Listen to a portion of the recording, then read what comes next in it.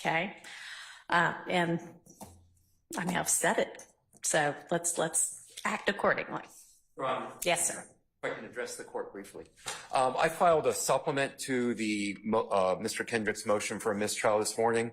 I just want to make sure the court's aware of it. I am aware of it. I have not yet had a chance to look at it, but that's got it.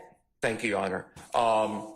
Mostly I want to make sure I bring it to the court's attention because, again, and I've followed the request of the court to not argue what's already in the papers, but I just want to make sure that the court understands that based on this additional information that we learned about the July 7th meeting, that my client has been consistently denied his right to a fair tribunal. It's been a due process violation. I, like Mr. Shart, am extremely upset having read that transcript. Myself and my fellow outside agitators over here, I assume that they are upset as well.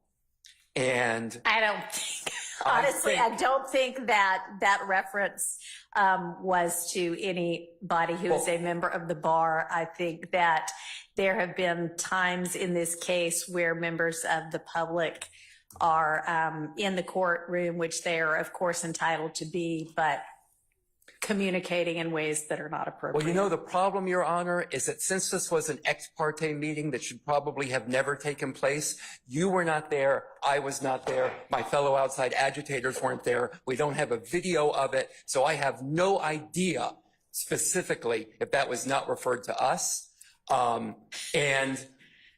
We don't know, do we? We don't know. And what I do know is that I have been arguing with people for 18 months that Chief Judge Glanville was doing his best, that he was trying to rule to the best of his ability based on the evidence and the law before him. And now I have been made to look like an idiot. So I do not believe that this trial should continue, Your Honor. I understand. Thank you. I'll take your supplement under consideration. Like I say, I haven't, obviously you just filed it and I haven't had a chance to look at it yet, but I will consider that in the overall context of the motion I was already considering. And, you know, I don't know that everybody's not going to want to come up here and do their 5 minutes of how outraged they are. If y'all feel like you need to get it off your chest, come on. Now's the time. Okay, I got one more thing to say to you. And then I'll sit down. Okay. And I don't believe that this is performative outrage, Your Honor. I mean, I don't either. Okay. I don't either. I already said I understand.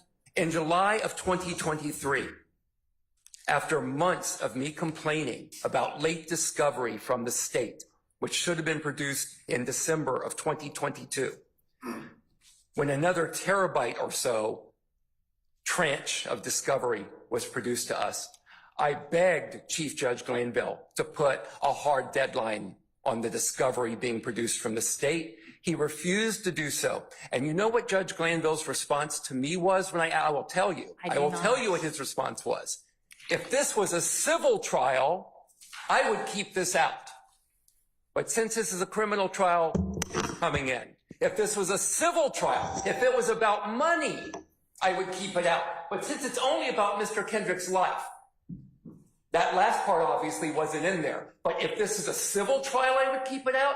I've been a civil litigator for 25 years. I agree that if it was a civil trial, it would be kept out. What I'm shocked by, and I'm new to criminal, what I'm shocked by is that the standard would not be higher in a criminal trial. But what did I say to people? Chief Judge Glanville is doing his best. He is doing his best. And now, again, I don't even know what to say to my client, Your Honor. All right. Well, you know.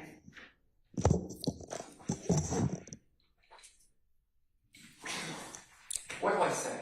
I don't know. Obviously, I don't know what to say right now either. But I think that, while again, I understand frustration, you know, let's be careful about disparaging a respected judge. I do think that he has, and I haven't looked at every transcript yet because they haven't all been produced yet, but I don't think you're wrong that he has been trying his best and doing his best. And, you know, we all as lawyers know that everybody talks about lawyers trying to herd cats, and that's not inaccurate. This is a big case. There are a lot of good litigators on this case, but with a lot of good litigators probably comes a lot of egos as well. And I think sometimes it is possible to sort of get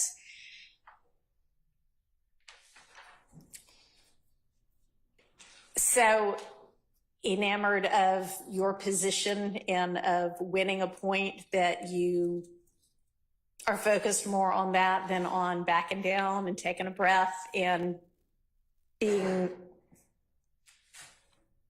amenable to hear what the other side is saying. And hell, that's true in our whole society right now. I should have said hell, but y'all, I mean, You're all right. Those were not my words.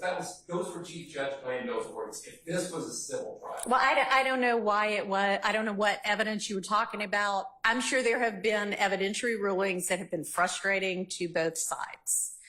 I will look at the two transcripts and I will make a ruling. And again, I don't think that the characterizations are exactly accurate, but I'll consider it all in context and I'll make a ruling. Thank you. All right.